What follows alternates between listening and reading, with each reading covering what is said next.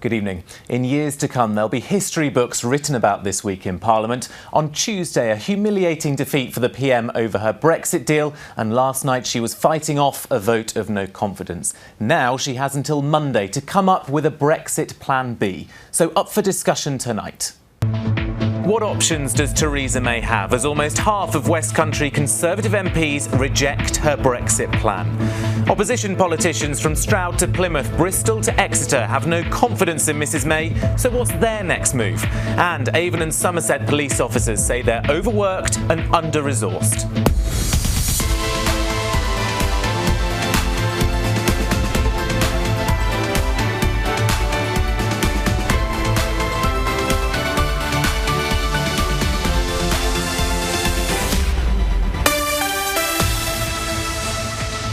Later on in the programme, I'll be speaking to the Liberal Democrat MP for Bath and the Labour MP for Plymouth, Sutton and Devonport. But first, I'm joined tonight by Gloucester's Conservative MP, Richard Graham. Now, you voted for the Prime Minister's Brexit deal. Obviously, you backed her last night in the no-confidence vote.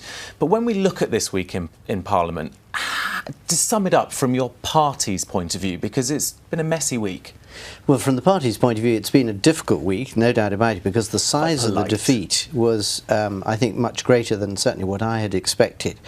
However, I think when you look at the debate last night, the vote of no confidence really turned it into a vote of no confidence on the opposition leader, Jeremy Corbyn, and I would be surprised if he wanted to go through that experience again.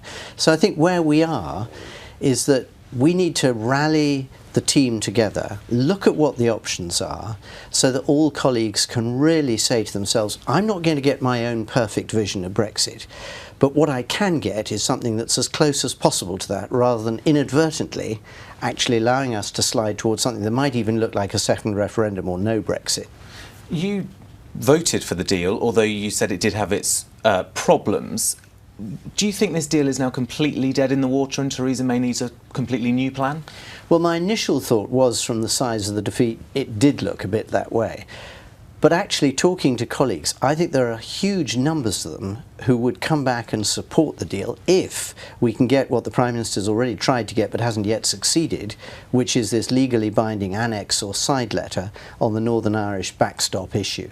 If we can get that out of Europe, I believe there is genuinely a strong chance that the DUP would support the bill, and therefore a huge number of British colleagues as well. Of course, the backstop is the insurance policy, if you like, to make sure there's no hard border in Northern Ireland after the transition period if there is no trade deal already agreed with the EU. Exactly, and I mean, look at it from a European head of government's point of view. Do you want to explain to the world that the reason you couldn't reach a deal between the EU and the United Kingdom, when that is the mandate of Michel Barnier, is to get a deal because of some obscure insurance backstop that nobody understands and nobody wants to trigger anyway? It's not the good basis on which to say we've failed. It would be a real failure, in my view, of negotiators on both sides.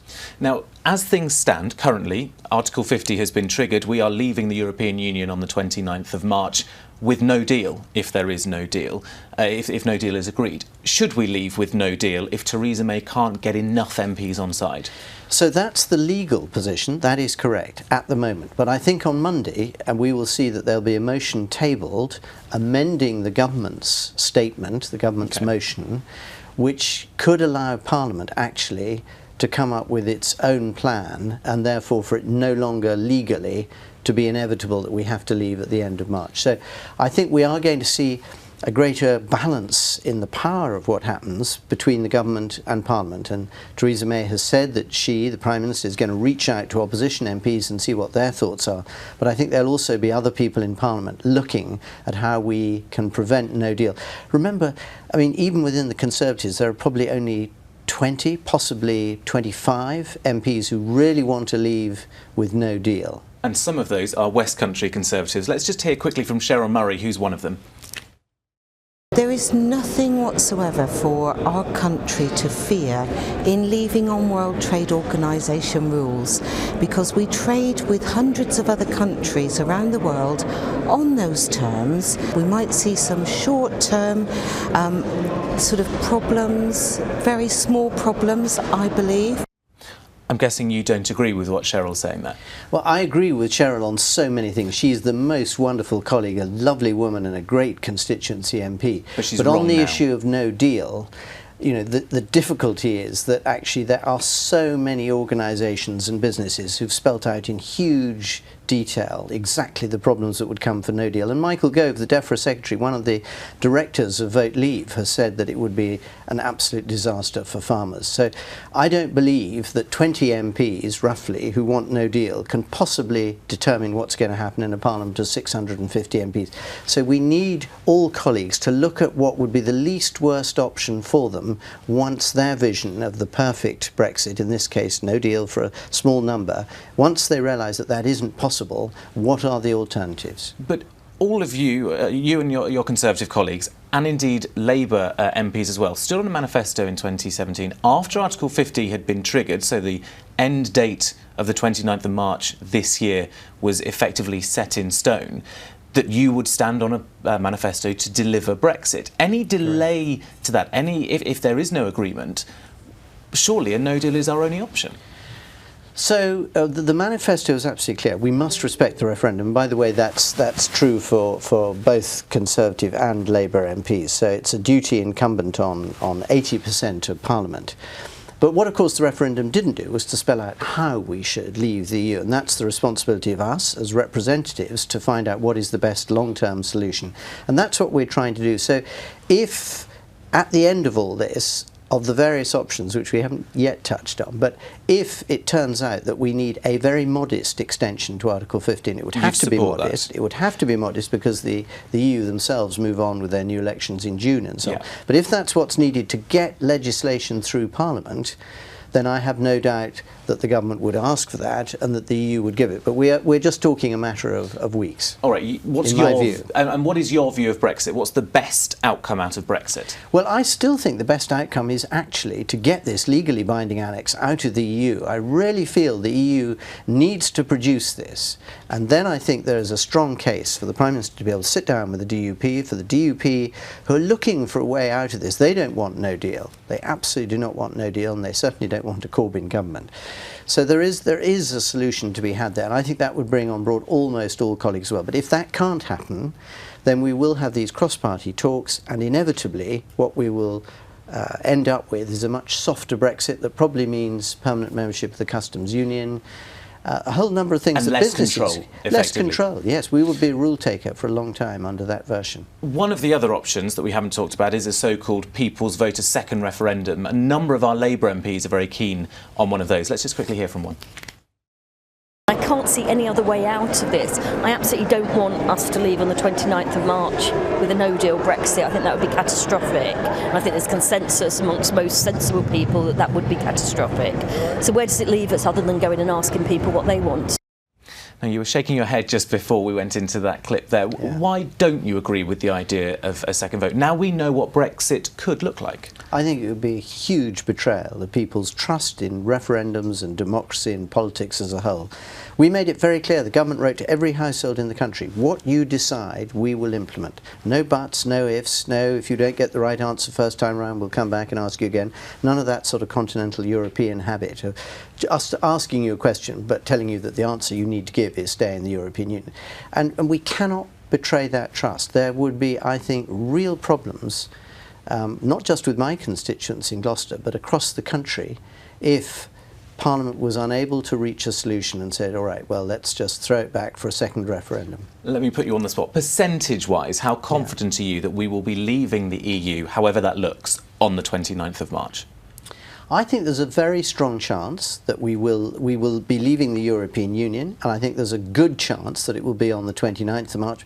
But, you know, in the bigger scheme of things, whether it's the 29th of March or the 29th of April is much less important to me than the integrity of what we do and getting the best possible deal, which all of us can justify to both those who voted Remain, no disruption, continuity of lives, continuity of relationships, and to those who voted Leave, who won the argument, we are leaving the European Union and the main European architecture. All right, we shall see. Richard Graham, thank you very much indeed.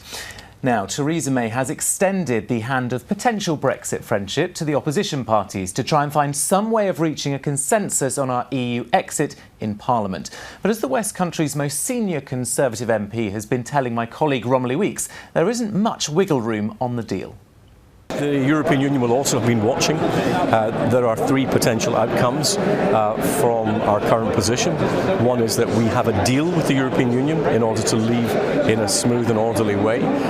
Another is that we end up with no deal and leave the European Union in that way. The third is that we don't have Brexit at all, which would be a betrayal of the British electorate and a betrayal by the 80% of MPs who stood at the last election on a manifesto commitment to honour that referendum. Is reaching out to Labour the answer? Well, the Prime Minister will be exploring with the other parties what it is that they want. But I set out in the House of Commons on Monday in the debate what the drawbacks of some of the alternatives are. What Britain would be restricted from doing, for example, in a customs union. We would not be able to affect European trade policy, but we'd be bound by it. So what then can the opposition parties agree on to keep our EU departure date set for March the 29th? I'm joined in the studio now by the Bath Lib Dem MP Wera Hobhouse and Plymouth, Sutton and Devonport's Labour MP Luke Pollard. Good evening to you both. Luke, let's start with you. Liam Fox there talking about a customs union, being inside that's the sort of leash around the whole of the EU and a few other countries where there are strict rules on customs. Labour wants a closer relationship, but we then can't have trade deals. That wouldn't be Brexit, would it? Well, we want a permanent customs union simply because without a customs union, our businesses not only would have to pay taxes, tariffs on imports and exports, but there'd be huge barriers to importing and exporting everything, more forms to fill in, queues at our borders. So when you get into the detail rather than just the sound bites, being part of a customs union is absolutely essential. But I think there's only one thing that there's a majority for in the House of Commons at the moment, and that's to defeat a no-deal Brexit.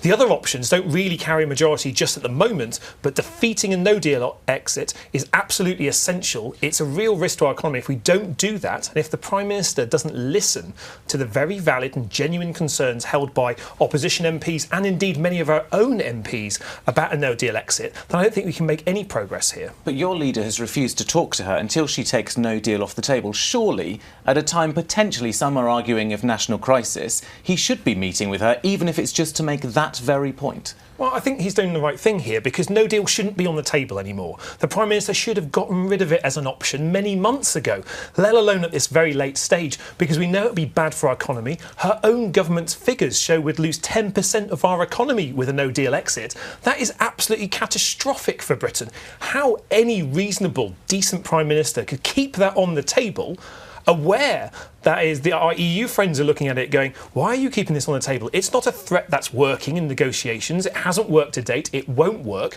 The only thing it does is it creates uncertainty and damage in our economy right now. And that's something that should be avoided. To have those negotiations, take it off the table. She could make that decision today. She's chosen not to. You're nodding along there, Vera. Your leader, Sir Vince Cable, of course, has met Theresa May since she won the vote of no confidence. What sort of message are the Liberal Democrat, a party that stood effectively to remain in the European Union, want this second referendum? What message are your cohort giving to Theresa May? Well, very much in line with what Lucas said. A no-deal Brexit should be off the table and should have been off the table a long time ago. But additionally, of course, our party has stood for a people's vote for a long time. And it's gaining more traction from a number of Luke's colleagues. I was surprised when you were talking earlier to one of the Bristol MPs to say many Labour MPs asking for that. It was our policy from the very beginning. We stood on that actually in the manifesto in 2017. And over a year ago, when it was still very niche, I said the people must finish what the people have started. I believe very strongly the most democratic way is to go back to the people. And I would say for me it would work in the way that when Parliament has finally sort of come to a position of what they think Brexit might look like, then that should go back to the people with the option on the other a bit of the ballot paper of staying in the European Union. And I'm telling you what I think this argument always is the people have already told us what they wanted. It was very unspecific. This time round, we will have something that we can put to the people as something that it is either that specifically or it is staying in the European Union. OK, take your point there. So you're effectively saying what Parliament could agree on or remaining inside the European Union. Should it not be what Parliament can agree on and leaving with no deal, because the original instruction was to leave the European Union? Well, you have, and Luke again has been sort of outlining this very eloquently. We have, over the last 2.5 years, found out everybody what an incredibly dangerous and catastrophic result no deal has. This is why no deal should be excluded, absolutely, because we have looked at it in close detail that a no deal Brexit is not acceptable for this country. So why put something to the people that is already so very damaging? I don't think that would be a responsible thing for Parliament to do. Something that would give the People's Vote movement more momentum would be Jeremy Corbyn standing up. He had a speech today and didn't do it, but say he now wants a second referendum. Yes, it's party policy, but he's not said that's his next playing card, if you like. How damaging is that with the party, which voted overwhelmingly for a People's Vote? Well, our conference motion that was passed in September last year was pretty clear. We'll vote down a deal if it fails Labour's 6 tests, and this deal certainly did. We'll then try and get a general election to replace this rotten and broken government. We tried in the vote of no confidence, thanks to the votes that Theresa May has secured from the DUP with large amounts of cash. She managed to get sailed through backed with that. That means all options are on the table, including a public vote where Remain is an option. But the thing here is we don't know what Theresa May's plan B is, and she's going to set that out on Monday. I want to see a reasonable plan B to see whether that carries any confidence in the House of Commons. If it doesn't, then I think it should go back to the people with a People's Vote, and Remain absolutely should be an option as part of that. But it's entirely reasonable to wait to see what the Prime Minister's plan B option is, and if it doesn't... And we start to hear that on Monday. So the general election is now been off the table because she lost. She continues to have the confidence of the House, albeit very narrowly. So now today, for you, Luke, and I haven't seen you on the list of the Labour MPs who've come out in favour of a People's Vote, isn't today a perfect opportunity to come behind a People's Vote? Well, I mean, to be honest, I'm no fan of Brexit, and I think I agree with that. Ultimately, this could go back to the people. But I think the step before that, and it's really important that Brexit's done in steps rather than just jumping ahead, so is that we look at what the deal is. Is the end of this month then, when in theory you'll have had your vote on whatever Theresa May's plan B is, which looks like it's going to be in the last week of January. If that is voted down, we come back to you and you would expect Jeremy Corbyn to be going for a People's Vote at that stage? I mean, personally, I can't see any majority in the House of Commons for any other option apart from ruling out no deal. If Parliament can't create a solution to this, then there is a very strong argument that that should go back to the people, and that is part of Labour's conference motion. But importantly, there's stages we've got to get through. It's difficult and complicated, but it's the right thing to do, of exhausting the options, and then if no other option can be determined by MPs, then it should go back to the people. OK, we could talk about this probably for hours, but let's move on to another topic away from Brexit, because, of course, as Brexit dominates the agenda in Westminster, it's easy to forget there are many other issues that are affecting people every day across the West Country.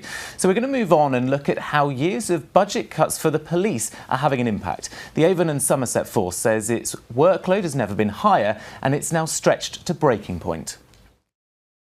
We want to go out, we want to catch criminals, we want to stop burglaries, we want to keep the public safe, and we get just as frustrated as them when we can't be there on time. We are actually stretched to breaking point, purely and simply because sometimes it may take us 24 hours, 48 hours to get to see a victim of crime. We need extra funding. I don't think we can beat around the bush anymore. I think the police force is struggling to cope. Since 2010, Avon and Somerset have had its budgets cut by a quarter. Over 10 years, it's made savings of almost £80 million. To achieve that, it's reduced the number of officers on the streets by 655. But every day it receives, on average, almost 666,000 calls and has to respond to more than 116 violent crimes. Now, we asked the Home Secretary for an interview, but neither he or any of his ministers were available to talk to us, but they've sent a statement. It says the police funding settlement for 2019-20 provides the most substantial police funding increase since 2010. This settlement will help police forces to meet the financial pressures they face next year, whilst also providing additional money for recruitment, for neighbourhood policing, counter-terrorism and fighting serious and organised crime. Vera, let's come to you, of course, your constituency in the force area of Avon and Somerset. What are your biggest opinions of the way the police are being funded and working? I think it is absolutely terrible, the underfunding of the police, and you hear it across the board. police officers are so frustrated, so overworked, and they're doing a fantastic job of keeping us safe. But I really think it is unfair to everybody in the force to be treated in the way they are. And I find it is particularly dishonest of the Prime Minister to say austerity is over. It's clearly not true. But also, I cannot see how you can hold up this argument that we do policing now differently, so it's not about money. Well, why do we have a police force at all? I mean, under that argument, we might as well just say we don't actually need a police. We do need police officers. We do need them visibly on our streets. And my particular thing in Bath is, of course, that I do believe we need to have a police station back in Bath. It just doesn't work. I had a constituent come into my office the other day. He went to where the police actually goes out from, and they said we don't have a public-facing desk here, so you have to go to the desk. And then he went up there to the one-stop shop, and that was closed because they've cut the hours. They came to me. I mean, surely that's not good enough. We need a police station in Bath. Let's turn our focus to Devon and Cornwall. Around 600 officers have gone from there in the past 10 years or so. What do you make the Home Secretary confident that police are getting more money and they're coping? Well, it's nonsense, really, and that's part of the problem. You need to call this rubbish out. They might be getting a smidgen more money, but the costs have gone up. The costs of police pensions have gone up hugely. So what that means at the end of all of this is that not only is council tax going up, so we're all paying more, but we're getting less at the end because the costs have gone up. 600 fewer police officers is the reason why our crime is rising, why people are feeling unsafe, and at a time when we know that hate and division is rising in our society, we need a properly funded police officer. This is what austerity has delivered. So when I voted against the government in the motion of no confidence, it wasn't just about Brexit. It's the fact that I have no confidence in the government's handling of the police force because of all the cuts and the handling of the NHS and the crisis that's coming from. Our public servants, those police officers, are doing a brilliant job, but they can't keep going on doing more and more with fewer and fewer of them. And there's another dishonesty about this. Half of the funding actually comes from the precept that local people have to pay. It's on top of their council tax. So we are actually asking cash-strapped council taxpayers for extra money. That's where the funding is coming from. And the government is never honest about that. All right, let's briefly get the view from Gloucestershire and from the Conservatives, from Richard Graham, who we spoke to earlier. The additional money into counter-terrorism and so on is incredibly important. My own Chief Constable in Gloucestershire is a man who takes the view that you decide the amount of money that the government can afford and I will put it to best use. And I've asked him several times, do you think it's going to be enough to do the tasks that you're facing? And he said, we can make it work. And there will be an increase this year because the increase is coming through, but it's being paid, if you like, by local taxpayers rather than directly from government. All right, very quickly, let's go back to Brexit. 29th of March, have we left the European Union? No, I think Article 50 will be extended. And what do you think? I too believe we should extend Article 50 and the government should agree to that very quickly because they need to talk to the European Union about it. All right, thank you both very much and thank you at home for watching another very busy Brexit week. We're back on the 7th of February. For now, though, good night.